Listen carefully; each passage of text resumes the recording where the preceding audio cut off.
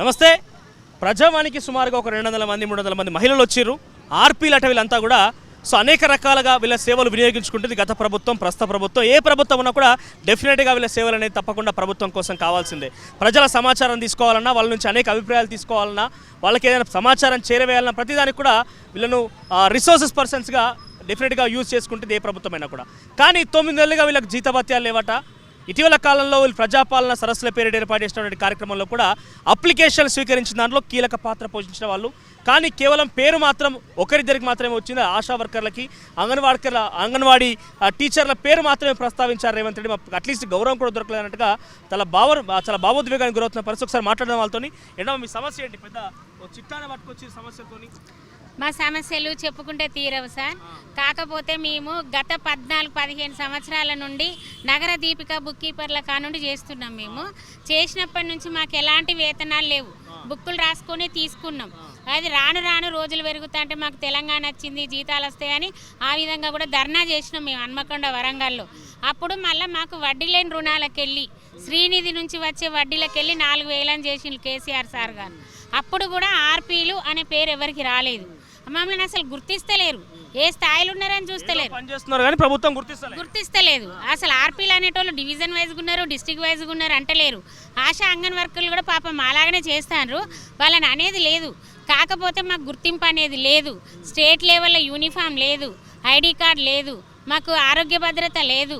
ఏది లేకుండానే మేము చేసుకుంటూ పోదు. గత 9 నెలల నుంచి మాకు జీతాలు కూడా లేవు సార్. జీతాలు లేవని 4,000 ఇస్తారు సార్, అది కూడా లేదు. మొన్న కేసీఆర్ సార్ గారు 2,000 పెంచినామన్నారు. బడ్జెట్ లేదు అని ఇప్పుడు 9 నెలలు ఆపిల్లు సార్. అందుకోసమని మేము రాకపోదు. అంటే శ్రీనిధి నుంచి వచ్చే వడ్డీలు ఆగినాయని, దానివల్ల మా జీతాలు ఆగినాయని వినికిడి సార్. కాకపోతే మాకు ఎట్ల నుంచి గవర్నమెంట్ నుండి మాకు శాలరీ కనీసం 18,000 కావాలి. అదొకటి, ఆరోగ్య భద్రత కావాలి, స్టేట్ నుంచి యూనిఫామ్ కావాలి, ఆర్పీలకు మాకు ఐడి కార్డులు కావాలి సార్. ఇప్పుడు ఏది చెప్పుకుందామన్నా ఎక్కడ దారి దొరకలేదు. ఏడికి పోదామన్నా ప్రజాపాలన మొన్న 10 రోజులు కూర్చొని మేము చేసినాం. ఇంటింటికి ఫామ్స్ ఇచ్చినాం, ఫిలప్ చేసినాం. ఇచ్చిన తర్వాత నిన్నటి రోజున మన ముఖ్యమంత్రి అన్న ఏం చేసిండంటే, ఆశా వర్కర్లు, అంగన్వాడీలు వాళ్ళు సర్వే చేస్తారని చెప్పిండ్రు. మళ్ళీ కింది స్థాయి వాళ్ళు, డిస్ట్రిక్ట్ వాళ్ళు ఏం చేస్తారంటే, కమిషనర్ను కలెక్టర్ వాళ్ళు వచ్చి మీరు ఆర్పీలు కూడా పాల్గొనాలి అంటారు. కింది స్థాయిలో వాళ్ళు గుర్తిస్తారు మమ్మల్ని, మా కష్టాలు చూస్తారు. పైనుంచి వాళ్ళు ఇవ్వండి మేమేం చేస్తాను అంట. కానీ పని మాత్రం మేము చేయాలి సార్. ప్రతి ఒక్క గవర్నమెంట్ పని, మున్సిపాలిటీది, మన కలెక్టర్ది, డివిజన్లో చేసే కార్పొరేటర్లది, మున్సిపాలిటీ వాళ్ళు వచ్చి ఊడిచి చెత్తలు పడబోసేది, ప్రతి ఒక్కటి చేస్తాను సార్. మొన్న కూడా కుక్కల జాగ్రత్త కోసం కూడా మాకే ఇచ్చింది సార్ అవగాహన. ఇవన్నీ చేస్తా అంటే కూడా మాకు గుర్తింపు అనేది లేదు. అన్నగారు ఏం చేసిండ్రంటే, ఇప్పుడు వాళ్ళే చేయాలి, వాళ్ళే చూడాలంటే ఇక్కడ కూడా మాకు గుర్తింపు లేదని ఆ భయానికే ఇక్కడికి వచ్చినాం. మమ్మల్ని గుర్తిస్తాడా లేదా అని. అందుకనే ఈ వినతి పత్రం ఇవ్వడానికి వచ్చినాం. జీతాలంటే గత ప్రభుత్వం కూడా ఉన్నది కదా, ప్రయత్నం చేయలేదు జీతాల కోసం. కూడా వాళ్ళు ఇచ్చి కూడా ఇప్పుడు 3-4 సంవత్సరాలు 4,000 మేము శాలరీ ఫామ్ నింపాలి, సంఘాల సంతకాలు పెట్టియాలి, 2 డైరీ రాయాలి. ఆ 4,000 కూడా ఇంత పెద్ద బుక్ చేసి ఇస్తేనే మాకు, అది కూడా సమ్యక్ అకౌంట్లో పడతాయి, మా సొంత అకౌంట్లో పడవు. మళ్ళీ వాళ్ళని కూడా మేము అడుక్కొనే తీసుకోవాలి చెక్కు. ఆ విధంగా అయింది మా బతుకు. మాకు సొంత అకౌంట్లలో పడాలి. మా డిమాండ్లు ఈ సారు ఒప్పుకొని మాకు అనుకూలంగా మా పేర్లు, ఈ శాలరీ ఇవ్వాలి, కాకపోతే రేపు వస్తుంది. కానీ ఆర్పీ అనే పేరు మాకు రావాలి. ఆర్పీలు ఉన్నారని గుర్తించాలి.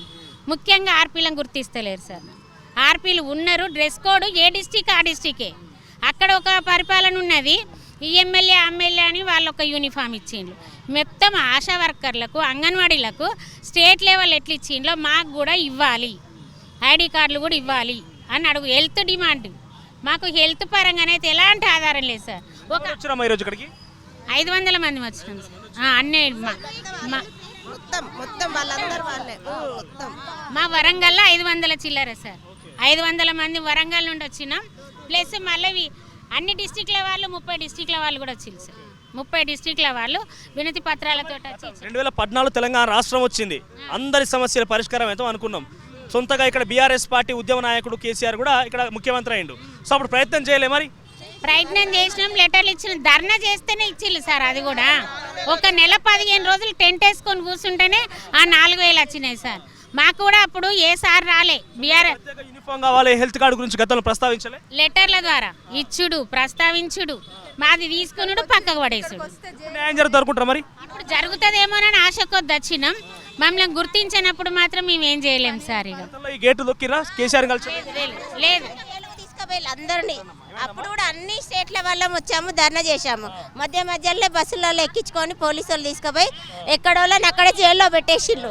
ఈ గేటు కూడా దాటనీయలే, మస్తు బెదిరించి కొడతామంటే ఆగమైంది సార్. అప్పుడు మళ్ళీ జైల్లో ఉంచి నైట్ 10 గంటలకు మమ్మల్ని వదిలేసింది సార్. ఇప్పుడు ఇక్కడికి వచ్చారు కదా, లోపల సమస్య చెప్పిరా? చెప్పినాం, పరిష్కారమైన నమ్మకం ఉందా? నమ్మకం ఉంది కాబట్టి వచ్చినాం సార్. మిమ్మల్ని ఎవరిని కూడా ఇప్పుడు లోపలికి వెళ్ళి సమస్య చెప్పుకున్నారా? మేము లోపలికి వెళ్ళినాం. ఒకసారి మేడం వాళ్ళు వచ్చిండ్రు, మమ్మల్ని కూర్చోబెట్టి నిమ్మలంగా అడిగిండ్రు, మీ ఫామ్స్ అన్ని ఇవ్వండి అధికారులకు అందజేస్తామని తీసుకున్నారు సార్. అంతే, అది ఎవరిని కావాలి. పని గవర్నమెంట్ చేసే పని అంతా మాతో చేపిస్తాను, కానీ మాకు గుర్తింపు అనేది లేదు. మాకు ఒక్క రోజు కూడా రెస్ట్ అనేది ఉండదు. తిరిగి కష్టపడ్డాం సార్, కష్టపడ్డాం కానీ మా పేరు రావాలి కదా. పలానా ఆర్పీ వాళ్ళు డోర్ టు డోర్ తిరిగి ఇప్పుడు ఎలక్షన్లో డ్యూటీ కూడా మేము చేస్తాం, పోలియో డ్రాప్స్ కూడా మేము తిరుగుతాం. మొన్న కంటి వేలు గురించి కూడా డోర్ టు డోర్ తిరిగి ముసలిళ్ళ కాన్సలు తీసుకుపోయి వాళ్ళకు చూపించి అది గ్లాసులు ఇప్పించినాం. దానికి కూడా మాకు గుర్తింపు అనేది రాలే. ఇంత కష్టప్పుడు కూడా ఇంజక్షన్లకు ఇచ్చేటప్పుడు ఇల్లు తిరిగి చెప్పి అడ్డలకడి పంపి లైన్లు నిలబెట్టడం, రేషన్ కార్డుల బియ్యం ఇచ్చినాం. కోవిడ్ అంటే మాకు ప్రాణాలు కాదా? వాళ్ళు వేరే వాళ్ళ డ్యూటీకి మాత్రం మమ్మల్ని ఉపయోగించుకున్నారు సార్. వాళ్ళు అక్కడ మాత్రం ఆరోగ్యకర్త, anganwadi, ASHA worker signature form మీద ఆర్పీల సిగ్నేచరే లేదు సార్. మేము డ్యూటీ చేసి జనాలను పంపిస్తే వాళ్ళు సిగ్నేచర్ పెట్టి డ్యూటీ చేసినామని పంపించారు. అప్పటి నుంచైనా ఇప్పటి నుంచైనా మాకు గుర్తింపు లేదు సార్. కోవిడ్ వచ్చి ఆన్లైన్ చేసిండ్రు కదా, కొంచెం కోవిడ్ అంటూ కూడా వాళ్ళు చనిపోయిన వాళ్ళు ఉన్నారు. దానివల్ల అది ఇద్దరు వాళ్ళు చనిపోతే ఏమైంది తెలుసా సార్? మా ఆర్పీలో మనిషి 500 వేసుకొని వాళ్ళకి చందాలు ఇచ్చినాం. ఎలాంటి ఏది లేదు, ఇన్సూరెన్స్ కూడా లేదు సార్. ముఖ్యమంత్రి ఇప్పుడు కొత్త ప్రభుత్వం ముఖ్యమంత్రి గారి అభయస్థమ 6 గ్యారెంటీల ఫామ్ కూడా మొత్తం మేమే ఫిలప్ చేసినాము. జనాలకు ఫోన్లు చేసి చెప్పడం, మేము మహిళా గ్రూపులలో పనిచేస్తున్నాం కాబట్టి ప్రతి సభ్యురాలు నంబర్లు మా దగ్గర ఉంటాయి కాబట్టి అందరికీ వాళ్ళకి ఫామ్ ఫిలప్ చేసి అభయస్థము 8 రోజులు మొత్తం మేమే ఫామ్ ఫిలప్ చేసినాము. మేము 1999 నుండి పనిచేస్తున్నాం సార్. మేము ఫస్ట్ గ్రామదీపికలుగా చేసినాము, తర్వాత సీఏలుగా చేసినాము. ఏం డిమాండ్ చేస్తున్నారు? మాకు నెల వేతనము, మాకు 4000 వేతనం కూడా 7 నెలల నుంచి వస్తలేదు సార్. మాకు పెంచినామన్నారు 2000 పెంచినామన్నారు, పెంచిన జీతం లేదు, పాత వేతనం కూడా లేదు. మాకు కనీస వేతనము మాకు 18,000 కావాలని అనుకుంటున్నాము. మాకు ప్రభుత్వం నుంచి మాకు భద్రత కల్పించాలి, మాకు ఒక యూనిఫామ్ కావాలి, మాకు అన్నిట్లలో మాకు గుర్తింపు ఉండాలి, మాకు ప్రభుత్వ ఉద్యోగులుగా మమ్మల్ని గుర్తించాలి. అది సార్ మేము కోరుకునేది. మేము వయసు అయిపోతాం సార్, మేము 25 సంవత్సరాల నుంచి పని చేస్తాము. ఉట్టి 400 జీతం నుంచి ఇప్పటి వరకు 4,000 జీతం వచ్చింది. అదైనా మన సొంత అకౌంట్లో పడాలి, మా సొంత అకౌంట్లో పడాలి. నెంబర్లు తప్పచ్చినాయని ఆ కలెక్టర్, కమిషనర్ వాళ్ళు మమ్మల్ని సర్వే చేయండి అమ్మంటున్నారు. మమ్మల్ని సర్వే చేయమన్నారు సార్. వాళ్ళు ఇచ్చిన స్టేట్ జీవో ఇస్తారమ్మా మీరు సర్వే చేయాలన్నట్టుగా? లేదు సార్, అసలు లేదు. అంటే మీకు ఏమైనా ఆదేశం ఉంటుందా పైనుంచి? కలెక్టర్ నుంచి, కమిషనర్ నుంచి ఆదేశం ఉంటుంది. మాకు నోటి మాటే, మాకు జీవో లేదు.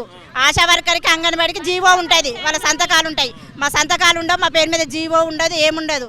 మా పై అధికారులు వర్క్ చేయాలంటారు, మేము వర్క్ చేస్తాం. అందరం వర్క్ చేయమని లేదు. ఆ జీవో డబ్బులు కూడా మాకు రావు. మేము ఖచ్చితంగా మాకు గుర్తించాలి ఆర్పీలను.